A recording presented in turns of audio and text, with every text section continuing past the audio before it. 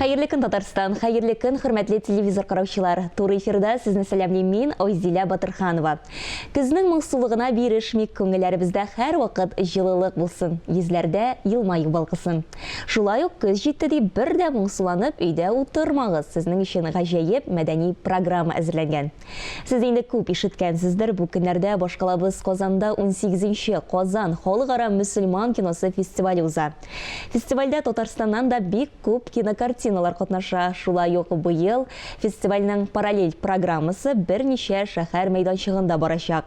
Шуларның берсе турында студиябезнең бүгенге кунагы Татарстанның атказанган артисты Айгөл Бариева сөйләр. Айгөл ханым, исәнмесез? Хәерле иртә. Хәерле иртә, барыгызга да хәерле иртәләр. Сез бүген бик матур кичәдә катнашасыз. Нинди кичә бу? Сөйләп китегез әле безгә. Шуннан да бүген Татарстан безнең милли китапханәсендә безнең атаклы яраткан җырчыбыз Рәсәйнең һәм Татарстанның халык артисты Ринат Ибрагимовка багышланган искә алу кичәсе булачак. Сәгать 19-да барыгызны да чакырып калабыз, чөнки бу шуннан да гаҗәеп җылы кичә булачак. Анда безнең яраткан шәхесебез турында, аның туганнары, дуслары, хезмәттәшләре үзенең якты истәлекләрен белән урташачаклар. Һәм инде әлбәттә инде без аның репертуарыннан иң матур җырларны ишетәчәкбез.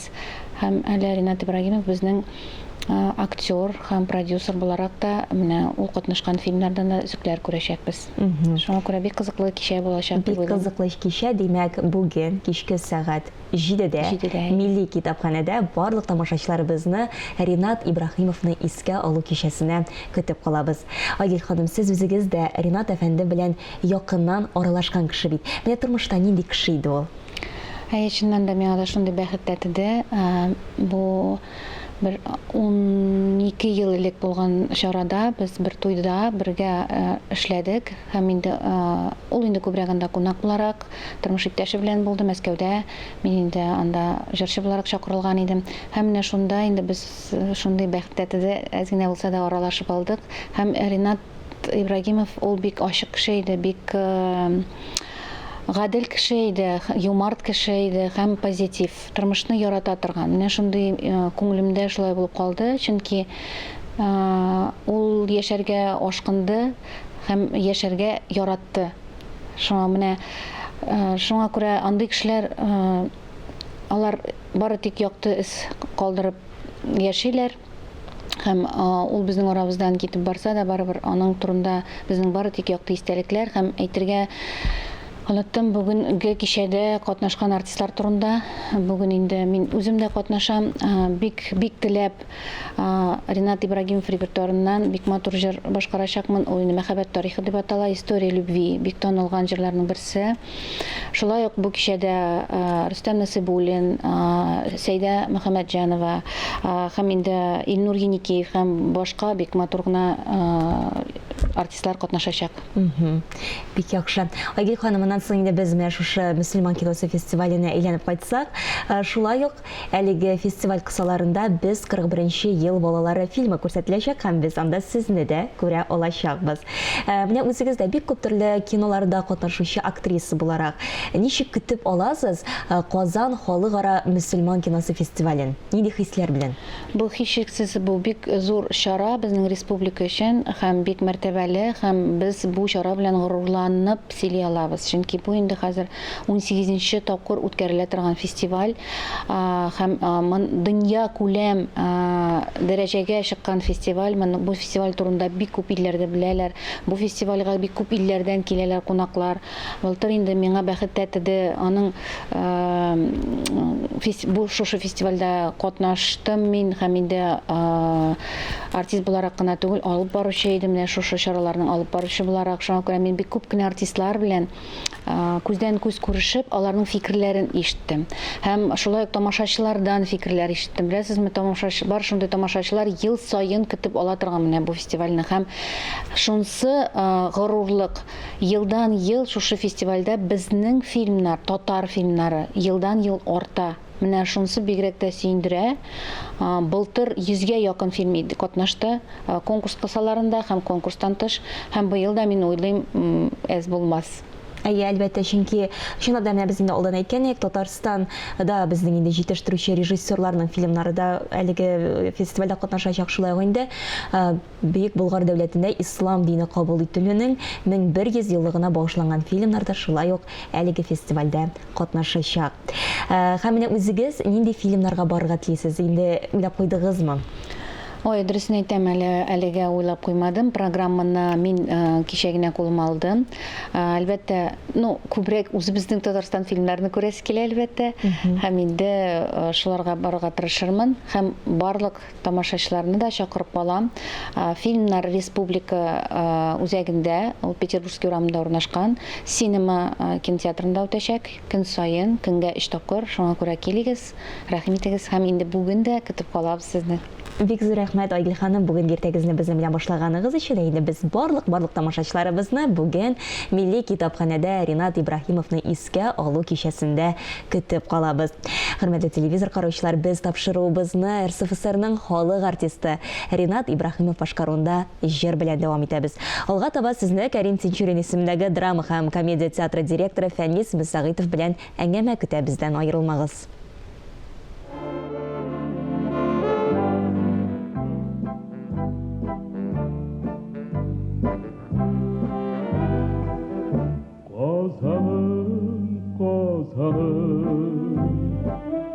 Şir yüzünde sinen maturrak şehirler yuvalar min bilem Rim Paris vardanım tek künglim ağlarının birsine güneden alıştırmaz seni iminim kazanım tek künglim ağlarının birsine güneden alıştırmaz seni iminim kazanım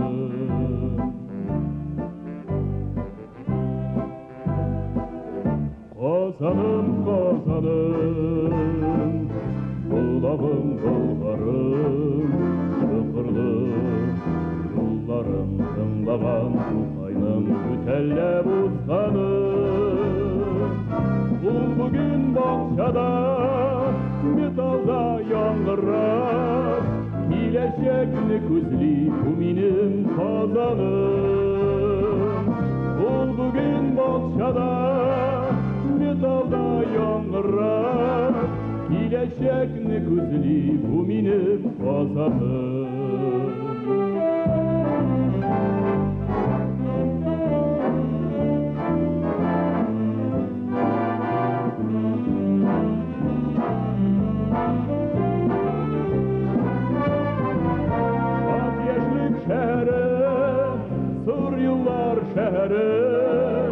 Şaçırlar şehri, sen benim kazanım Şad yeşlik şehri, sır yıllar şehri Şaçırlar şehri, sen benim kazanım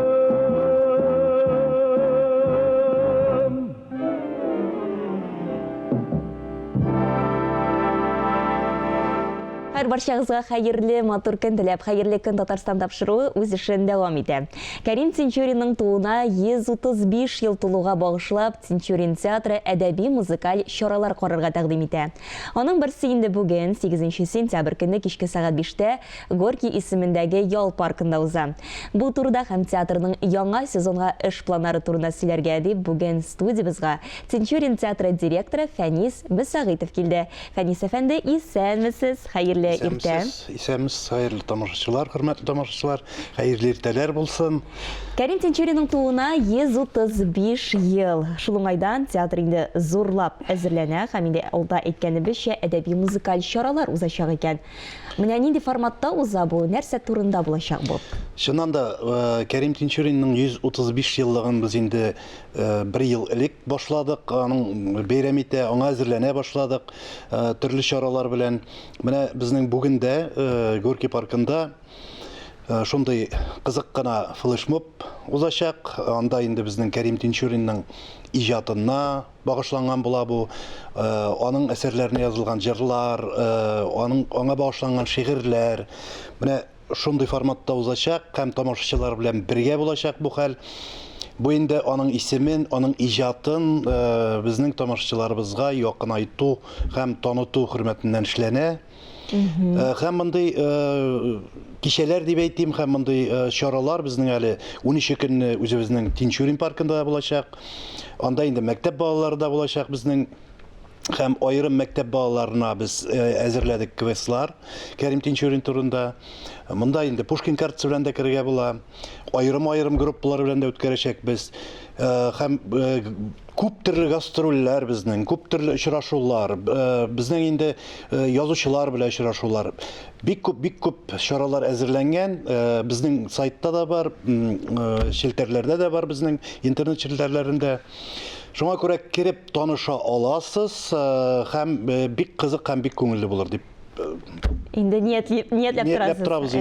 Һәм инде менә чынлап та сезнең яңа театр сезоны ул бик матур, зур премьерадан башлана. Ул да булса Хан кызы Турандык.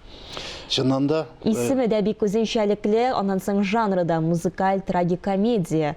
Нәрсә булачак бу? Әйдәгез менә шул турыда сөйләшик әле. Хан кызы Турандык турында сөйләгәндә, бу Хан кызы Турандык дип әйтсәк була. Чөнки Карло Гоци аны язган татар әкиятләренә нигезләнеп язылган әсәр бу. Ул вакытта. Һәм 1918 елны аны Кәрим Тинчурин үзе ирекле тәрҗемә белән күп әйберсен үзгәртеп, чөнки Кәрим Тинчуринга якынрак ул татар әкиятләре, шундый бер тәрҗемә ясаган, һәм ул аны 18 елны үзе куя да. Менә бит нинди фактлар әйеме? Менә безнең инде Сәрдәр Тагировский Венгриягә киткән безнең татар җегете, аның белән эшләгән бар иде инде, шуңа күрә менә аңа ышанып тапшырып, һәм без менә шушы 135 еллыгына атап куябыз бу әсәрне. Чөнки бу әсәр яртысыннан күбесе дә Кәрим Тинчуринники дип әйтергә була. Һәм бик кадерле бу әсәр безгә. Шуннан соң монда инде бик күп кенә биюләр булачак, музыка бик күп булачак инде. Трагикомедия дибез, монда теге жанр буенча караганда ул трагик әйберләрне күрсәтә. Ләкин комедиялар, көлә торган урыннарда бик күп. Монда комедия аша трагедияны күрсәтәләр. Һәм репетициялар бик көчле бара. Ярты төнгә дип әйтергә була. Менә түзмичә кичә безнең теге әйләнә торган кругта өзелеп чыкты трусы. Хәзер аны менә тиз генә ремонтлап куярга кирәк. Нәрсәгә дип әйтәм, безнең артистларга сентябрьгә кадәр өлгертәсез. Өлгертәбез. Безнең артистларга тимердә түзми дип әйтәсе кирәк. Шулай. Инде алда икәнемчә, премьера көне 15 сентябрьгә билгеләнгән. Сез әйтеп киттегез, режиссеры Венгриядә яшәүче татар егете дип әйеме, ул безнең инде сезнең иҗади лабораторияларда катнашкан егет. Чыннан да аннан соң ул бит Едәш исемдә дигән спектаклендә куеп китте инде елда. Һәм инде менә актерлар составына килгәндә, мин афишка күз салганым, анда сезнең яшь актерлар да катнаша, шулай бит? Әйе, безнең менә яшь актерыбыз Адилә уйный безнең төп рольне дип әйтергә була, Турандык ролен. Һәм монда тагы бер әйбергә игътибар итәргә кирәк. Карло Гоци язган вакытта бит бөтен исемнәре аның чит ил исемнәре дип әйтик инде. Кәрим Тинчурин аның барысына да татар исемнәре кушып чыга. Һәм менә шундый теге спектакль куелышында да безнең яшьләр белән өлкән буындагы артистлар һәм урта буын артистларының кушылып шулай бергә ничектер сәхнәне тутырып йөрүләре һәм бергә иҗат итүләре менә монда икенче төрлерәк бара башка режиссерларга караганда.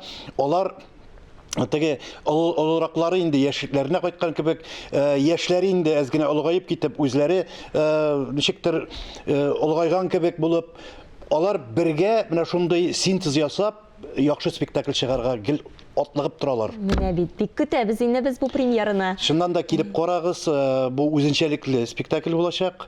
Әйткәнемчә, биюләргә, теге движениягә һәм көлүләргә, елауларга бик күп бай булган спектакль булачак. Аннан соң менә премьерадан бераз читкә китү түгел инде бу. Гомумән яңа театраль сезонны ничек, нинди яңалыклар белән каршылыйсыз, Фәнис әфәнде?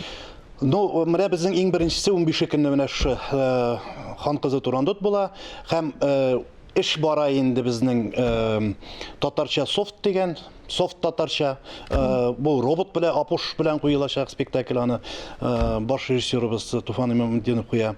Аннан соң Туфан Имаметдинов тагы бер әсәрне чыгарачак, идегәй әсәрен, бу 1100 еллыгына булгар кабул итүнең бәйләнгән.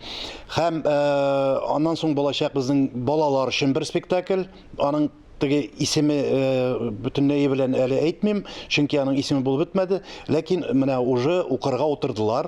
Демәк, инде эш кайный, премьералар әзерләнә һәм инде чынлап та Кәрим Тинчурин исемендәге драма һәм комедия театры зурлап яңа театраль сезонны каршы ала. Бик зур рәхмәт, Фәнис әфәнде, бүген иртәгезне безнең белән башлаганыгыз өчен. Чынлап та инде без барлык тамашачыларыбызны кабаттан әйтәбез, 15 сентябрь көнне зур премьерага Хан кызы турындык спектакленә көтеп калабыз. Бүген шулар иде, мин Айзилә Батырханова һәм тапшырыбызның иҗат төркеме. Сезнең белән саубуллашабыз. Исән, имин булыгыз.